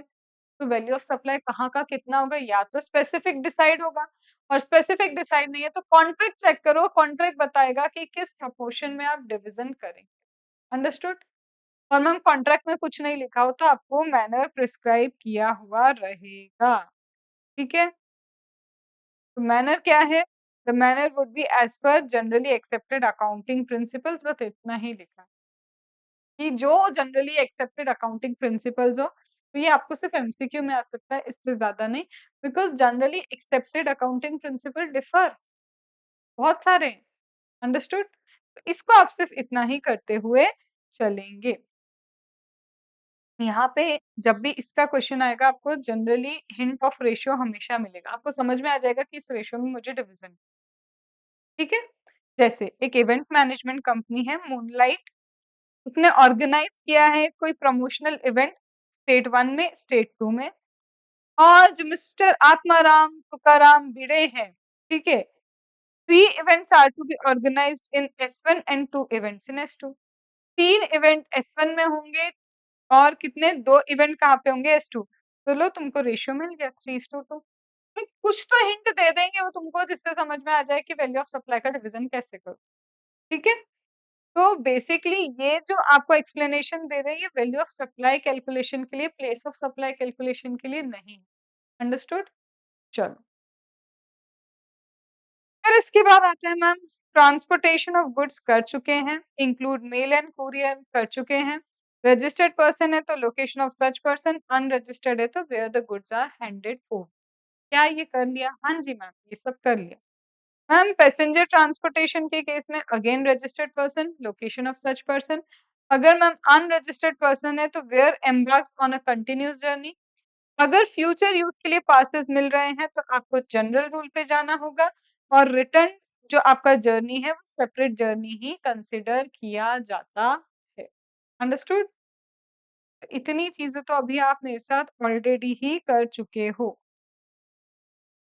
अब हम कई बार ऑनबोर्ड सर्विसेज भी प्रोवाइड होती है, जैसे ऑनबोर्ड गुड्स प्रोवाइड होते हैं। जैसे मैम ऑनबोर्ड गुड्स प्रोवाइड किए जाते हैं वैसे ही ऑनबोर्ड सर्विसेज भी प्रोवाइड होती है। तो मैम जब ऑनबोर्ड सर्विस प्रोवाइड की जा रही है, गुड्स के केस में तो बोला था goods taken on board, service दिखेगी थोड़ी ना मैम कि कहाँ सर्विस चढ़ी थी, ऑन बोर्ड कब गई थी, तो बोल रहे first schedule point of departure. यहाँ हम देखेंगे कि ट्रेन, सपोज करो ट्रेन है दिल्ली से बेंगलोर की, तो कहाँ से पहले चलेगी? First schedule point of departure मतलब पहला स्टेशन जहां से वो डिपार्चर लेगी वो दिल्ली है। तो first schedule point of departure लेना है, तो first schedule point of departure क्या है? हम first schedule point of departure चाहे वो वेसल हो, एयरक्राफ्ट हो, ट्रेन हो, मोटर व्हीकल जहाँ पे सर्विस ऑन बोर्ड प्रोवाइड हो रही है, तो first schedule point of departure आपका क्या होगा? वही आपका प्लेस ऑफ सप्लाई होगा। अंडरस्टूड। इतनी बात समझ में आ गई? G for general, T for training appraisal, O for organizing event, transportation of goods, transportation of passenger, insurance। फिर किया था immovable property, फिर जहां आपका खुद का होना, fitness, grooming, plastic surgery, cosmetic surgery, इन सब के लिए आपका होना जरूरी है। फिर हमने क्या किया था? Admission to an event, right. And admission to an event के बाद where the services are provided on board, तो जहाँ पे सर्विसेज हमारे को ऑन बोर्ड प्रोवाइड की जाती है, that is for schedule point of departure. अब ये आती है हमारी बात टेलीकम्युनिकेशन सर्विस से रिलेटेड।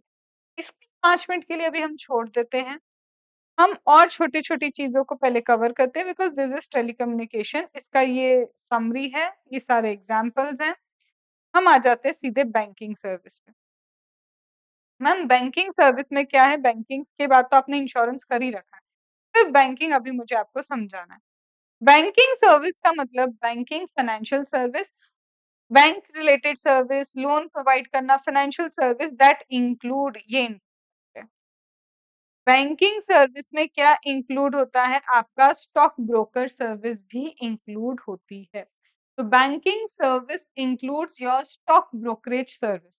तो ये जो बैंकिंग सर्विस है जिसमें आपका स्टॉक ब्रोकरेज सर्विसेज इंक्लूड है, तो यहाँ मैम प्लेस ऑफ सप्लाई क्या होगा? तो मैम बैंक है, स्टॉक ब्रोकर सर्विस है, हो सकता है रिसिपेंट की लोकेशन पता हो, और अगर मैम रिसिपेंट की लोकेशन आपको नहीं पता है तो क्या होगा? सप्लायर की लोकेशन। तो सिंपल देखो, बैंक में तुम गए लोन लेने, तो लोन लेने अगर तुम बैंक में जा रहे हो तो ये बैंकिंग सर्विसेज। लोन लेने तुम बैंक में जाओगे, पक्का पक्का एड्रेस होगा, लोकेशन ऑफ रेसिपिएंट बैंक के पास होगी। लेकिन अब मैं बैंक की सर्विस कौन सी ले रही हूँ? एटीएम मशीन यूज कर रही हूँ, डिपॉजिट मशीन यूज कर रही हूँ। अब मैं मेरे घर, मतलब मेरा घर कहाँ है? बैंक का है, मुझे बैंक की ब्रांच सपोज करो, अगर मैं यहाँ पे पुणे के हिसाब से बात करूँ तो एमजी रोड पे मेरा बैंक का ब्रांच है। मेरी बैंक जो है, मेरी बैंक की ब्रांच एमजी रोड पे, और मैं यहाँ पे विमान नगर में हूँ। ठीक है, तो विमान नगर में घूमते घूमते मैंने एक बार मेरी पॉकेट चेक की और देखा को पैसे तो है ही नहीं। फिर मैंने अपना क्या निकाला, कार्ड निकाला। तो मान लो कि ये कार्ड है, ठीक है, दवाई है बट कार्ड है। ये मैंने अपना कार्ड निकाला। अब ये कार्ड को निकाल के मैं क्या करूँ? मैं गई एटीएम में, मैंने क्या किया, पैसे निकाल लिए। अब बैंक ने तो मुझे सर्विस प्रोवाइड कर दी, पर क्या बैंक को मेरा एड्रेस पता है? नहीं, क्योंकि मैं ये पैसा सेंट्रल बैंक से भी निकाल सकती हूँ, उस एटीएम से भी। मैं एक्सिस बैंक के एटीएम से भी मनी विथड्रॉ कर सकती हूँ। मैं एचडीएफसी से भी कर सकती हूँ, आईसीआईसीआई से भी मैं मनी विथड्रॉ कर सकती हूँ। And it is not necessary that bank would be having my address, location of recipient हो, जरूरी नहीं है। तो ऐसे केस में मैम सर्विस तो मिल गई, लोकेशन ऑफ रिसिपिएंट है ही नहीं उनके पास। ऐसी सर्विसेज के लिए प्लेस ऑफ सप्लाई क्या है? Location of supply. सप्लायर जहाँ है वही मान लो, ये रहा सप्लायर, सप्लायर एचडीएफसी बैंक है, एचडीएफसी बैंक इस वक्त मेरा सप्लायर है, यही हो गया place of supply. I am not talking about the location of ATM, supplier की लोकेशन। एटीएम तो एक जरिया है। लोकेशन ऑफ एचडीएफसी या फिर जो भी मेरा बैंक, जिस बैंक से मैंने एटीएम से क्या किया है, पैसा निकाला है, उस बैंक ने मुझे सर्विसेज प्रोवाइड की है, तो सप्लायर की location will be my place of supply. Understood? आई ये बात समझ में अच्छे से, ढंग से, कि बस ऐਵੇਂ ही? So this completes my section number 12 का subsection 11 also 12 also। बचा पता है क्या है? ये 14 बचा है, ठीक है। 14 के साथ मेरा क्या बच गया है तुम्हारे लिए? टेलीकम्युनिकेशन नामक ये चीज बच गई। When it comes to telecommunication, easy है, बहुत इजी है। हम इस टेलीकम्युनिकेशन को भी अभी कंप्लीट करेंगे, लेकिन when it comes to your section number 14, जब मैं सेक्शन नंबर 14 की बात करती हूँ, तो आप जब मेरे साथ सेक्शन नंबर 14 पढ़ोगे ना, तो यू वुड रियलाइज कि ये जो सेक्शन नंबर 14 है, ये प्लेस ऑफ सप्लाई के लिए है ही नहीं। ये सेक्शन नंबर 14 तो एक्चुअल में वैल्यू ऑफ सप्लाई देके रखा है कि अगेन आप कैसे वैल्यू ऑफ सप्लाई कैलकुलेट करेंगे। ठीक है, तो अभी हम क्या कर रहे हैं? हम टेलीकम्युनिकेशन सर्विसेज कंप्लीट कर रहे हैं। हमारा दूसरा वीडियो हार्डली 15-20 मिनट का ही लूंगी मैं, जिसमें मैं आपको 14 भी समझा दूंगी। ठीक है, तो अभी सिर्फ क्रीम कंटेंट को रखते हैं जो प्लेस ऑफ सप्लाई है, क्योंकि section 12 subsection 14 more of value of supply के ऊपर है, तो उसको मैं छोटा सा पार्ट अलग से दूंगी।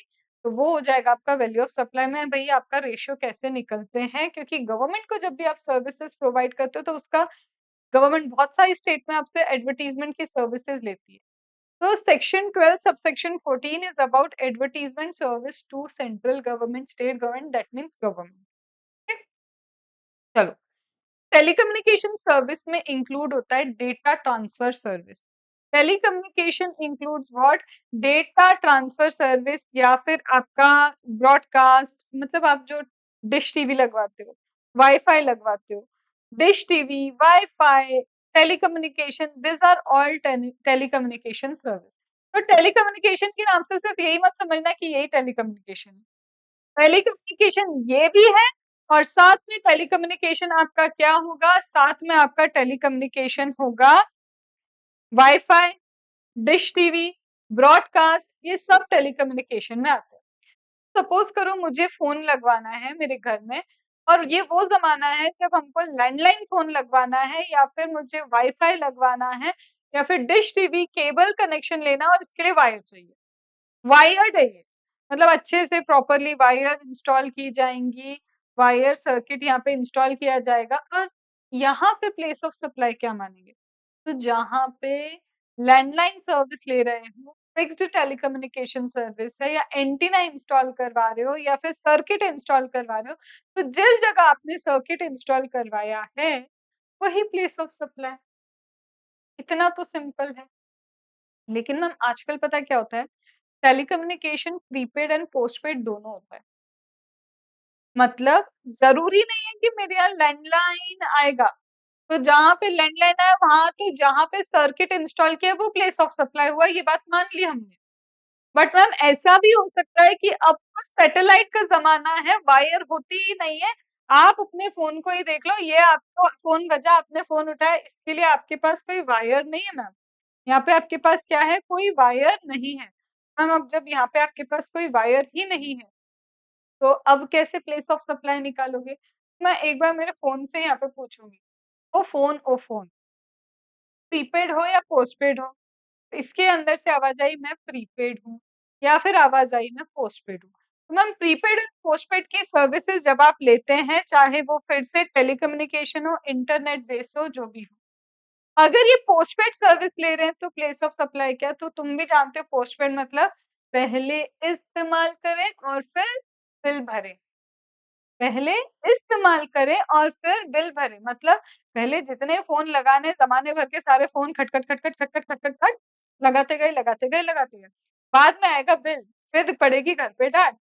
इतना बिल कैसे आ गया? That means postpaid. यूज़ करो फिर बिल भरो। मैम पोस्टपेड के केस में ये पोस्टपेड जो है इस पोस्टपेड के केस में आपका प्लेस ऑफ सप्लाई क्या है? मैम पोस्टपेड तो एड्रेस होगा हमारा। हमारा कोई बिलिंग एड्रेस होगा, उस बिलिंग एड्रेस पे ही बिल आता है, वही तो प्लेस ऑफ सप्लाई है।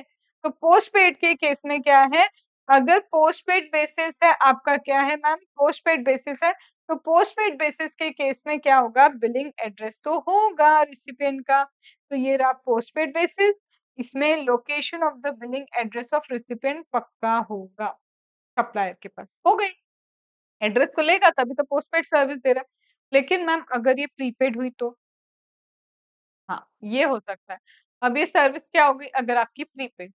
अगर प्रीपेड सर्विस है मतलब 2 तरह से, या तो किसी दुकान पे जाओगे और बोलोगे कि मेरा क्या करके दो, बैलेंस भर के दो। तुम वो ज़माना याद करो जब तुम किसी शॉप पे जाते थे, शॉप पे जाके वो भैया से बोलते थे कि वो स्क्रैच कार्ड दे दो, स्क्रैच कार्ड में कुछ नंबर निकलता था। तुमने बोला 500 का हमको क्या करना है बैलेंस डलवाना है तो 500 वाला स्क्रैच कार्ड देते थे। फिर कुछ तो स्क्रैच करो नंबर निकलता था, फिर ये भैया अपने फ़ोन में कुछ तो वो नंबर डाल के तुमको बैलेंस डाल के दे देता था। तो तुम्हें किसी शॉप पे जाना पड़ता था बैलेंस डलवाने के लिए। तो जब आप किसी शॉप पे जाते हैं बैलेंस डलवाने के लिए, किसी रीसेल डिस्ट्रीब्यूटर के पास, सेलिंग एजेंट के पास जाते हैं, in such a case what is the place of supply? कहाँ सप्लाई मिला तुमको इन सब चीज़ों का टेलीकम्युनिकेशन, वाई-फाई, इंटरनेट? मैम जहाँ पे रिकॉर्ड में सप्लायर के पास क्या है? Address of this selling agent. ये जो सेलिंग एजेंट का एड्रेस है हम मान लेंगे हमें वही सर्विसेज प्रोवाइड होगी। ये जो सेलिंग एजेंट है, सेलिंग एजेंट का जो एड्रेस है हम क्या मानेंगे? हमें वहीं पे क्या हो गई है सर्विसेज प्रोवाइड कर दी गई। बट मैम ये भी तो हो सकता है कि हम जिनसे ये बैलेंस वगैरह डलवा रहे हैं प्रीपेड में, ये हम जिनसे क्या कर रहे हैं प्रीपेड में बैलेंस वगैरह डलवा रहे हैं, वो कोई रीसेलर नहीं, एजेंट नहीं। कैसे? मेरी कंपनी जियो की सिम सबको देती है और उसमें जियो की सिम में वही क्या कर रहे हैं, मेरी कंपनी जियो की सिम दे रही है और उसमें भरा-भरा बैलेंस दे रही है। तो मैम हमको जब ये प्रीपेड सर्विसेज मिली, जियो की प्रीपेड सर्विस मिली, ये किसी रीसेल एजेंट से नहीं मिली, ये किसी डिस्ट्रीब्यूटर से नहीं मिली, ये तो कोई थर्ड पर्सन है जो क्या बोल रहा है, मेरे एम्प्लॉइज के पास जियो के सिम कार्ड रहेंगे, मैं दूंगा वो जियो के सिम कार्ड। ऐसे केस में जो प्रीपेड सर्विस मिल रही है, कोई ऐसा पर्सन किसी और फाइनल सब्सक्राइबर को अगर ये प्रीपेड वाली सर्विसेज दे रहा है, उसने सिम लाके दे दी मुझे, उसने बोला हम तुम्हारा क्या करें, तुम्हें यही सिम यूज करनी है हमारी कंपनी में, तो ये तो कोई और पर्सन है जो फाइनल सब्सक्राइबर को ये प्रीपेड सर्विसेज दे रहा है। इन सच अ केस आप क्या देखोगे, कहाँ पे ये प्रीपेमेंट रिसीव हुआ इस सामने वाले बंदे को। तो जो अल्टीमेटली जियो की सिम आगे चल के यूज करेगा, उसको ये प्रीपेमेंट कहाँ पे रिसीव हुआ वही हो जाएगा प्लेस ऑफ सप्लाई। तो मैम अगर सर्किट लाइन डली है तो जहाँ वो सर्किट लाइन डली है वो प्लेस ऑफ सप्लाई, पोस्टपेड है तो बिलिंग एड्रेस, प्रीपेड है रिटेल डिस्ट्रीब्यूटर वगैरह है तो उनका एड्रेस, अगर रिटेल डिस्ट्रीब्यूटर वगैरह नहीं है तो मुझे प्री पेमेंट रिसीव कहाँ हुआ, ये हो जाएगा मेरा प्लेस ऑफ सप्लाई। क्या ये बात समझ में आई? अब लास्ट एंड एकदम आखिरी, ना आजकल हम क्या करते हैं, हमको अगर ये बैलेंस डलवाना है, ना मैं किसी एजेंट के पास जाती हूँ, मैं सीधे अभी सपोज करो ट्रैवल कर रही हूँ, देखा अरे मेरा रिचार्ज खत्म, मैंने क्या किया, मैं वाईफाई से कनेक्ट किया, मैंने गूगल पे खोला या पेटीएम खोला और ये हो गया मेरा रिचार्ज। मतलब आप ट्रैवल करते करते भी रिचार्ज कर रहे हो। हाँ, ना आप एजेंट के पास गए मैम, ना ही किसी और पे रिलाई किया आपने। आपने तो सिर्फ क्या किया, ट्रैवल करते करते क्या कर लिया, सिर्फ ट्रैवल करते करते आपने रिचार्ज कर लिया। तो बोल रहे प्रोवाइडेड, कोई और केस हो, ऐसा केस जो ना पोस्टपेड का तो है नहीं है, प्रीपेड का है, लेकिन ना मैं इनसे ले रही हूँ सर्विसेज, ना ही बैलेंस ये भर रहे हैं मेरा। मैम बैलेंस तो मैं खुद भर रही हूँ और मैं ऑनलाइन बैलेंस भर रही हूँ। मतलब समझ रहे हो, यहाँ पे किसी पेमेंट गेटवे को यूज किया है मैंने। तो ऐसे केस में बोलते हैं, ऐसे केस में आपको जब सर्विसेज मिल रही है टेलीकम्युनिकेशन की, तो प्लेस ऑफ सप्लाई क्या है, एड्रेस ऑफ रिसिपिएंट।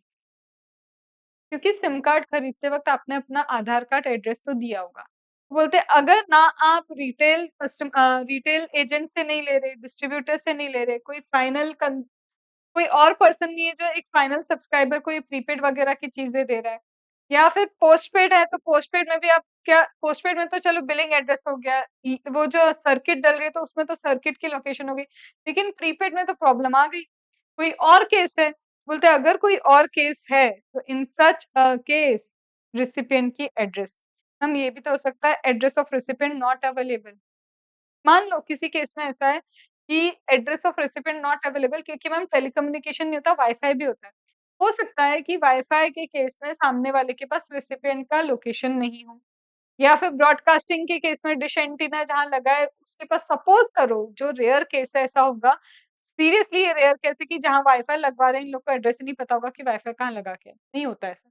बट मान लो अगर मैम नहीं अवेलेबल है, फिर सप्लायर की लोकेशन ही आपका प्लेस ऑफ सप्लाई बनेगी। अंडरस्टूड। देखो यहाँ पे वही चीजें लिख रही है कि अगर आप इंटरनेट बैंकिंग के थ्रू ये सब करते हो, पहले तो आपकी लोकेशन, और अगर आपकी लोकेशन अवेलेबल नहीं है हमारे पास, तो सप्लायर की लोकेशन ही क्या हो जाएगी, प्लेस ऑफ सप्लाई। तो या तो सर्किट डला होगा, या फिर पोस्टपेड होगा, प्रीपेड है तो किन से लिया है, और अगर ये सब कुछ नहीं लग रहा है तो लोकेशन ऑफ रिसिपिएंट, और लोकेशन ऑफ रिसिपिएंट भी नहीं है तो सप्लायर की location in any other case. अब यहाँ पे भी मैम ऐसा हो सकता है, इंस्टॉलेशन जो हम कर रहे हैं टेलीकम्युनिकेशन वगैरह का, ये मोर देन वन स्टेट में हो, तो मोर देन वन स्टेट में है अगर ऐसा इंस्टॉलेशन वगैरह, तो आपको फिर से क्या करना है, आप चेक करो कि स्टेट वाइज है तो ठीक, नहीं तो कॉन्ट्रैक्ट चेक करो, और कॉन्ट्रैक्ट में कुछ नहीं लिखा है तो फिर से आपको क्या बताए होंगे, प्रिस्क्राइब रूल बता के रखे होंगे। अंडरस्टूड।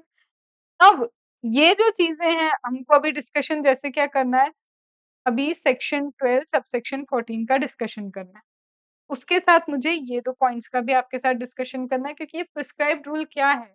जब आप पैसा तो एक साथ ले लेते हो, लेकिन एक से ज़्यादा स्टेट्स में आप क्या करते हो? सप्लाई करते हो। इसी के लिए यहाँ पे कुछ रूल प्रिस्क्राइब्ड है, मुझे ये समझना होगा। मुझे इमूवेबल प्रॉपर्टी में भी सेम चीज़ समझनी है, and section 12 subsection 14 is again with respect to value of supply. मुझे वहाँ पे भी ये चीज़ समझनी है। तो इसीलिए मैंने क्या किया, यहाँ तक आपको पूरा प्लेस ऑफ सप्लाई समझा दिया है। Now when it comes to 12 subsection 14, these examples and examples of your immovable property that we will do in another video, और उस वीडियो में हम प्रॉपरली सब ये वैल्यू वैल्यू वैल्यू वाले काम डिस्कस करेंगे, because it is not related to your place of supply. ठीक है, तो इतना याद करके रखो, इतना समझ के रखो, उसके बाद we will do that 12 subsection 14 and value of supply से रिलेटेड चीजें।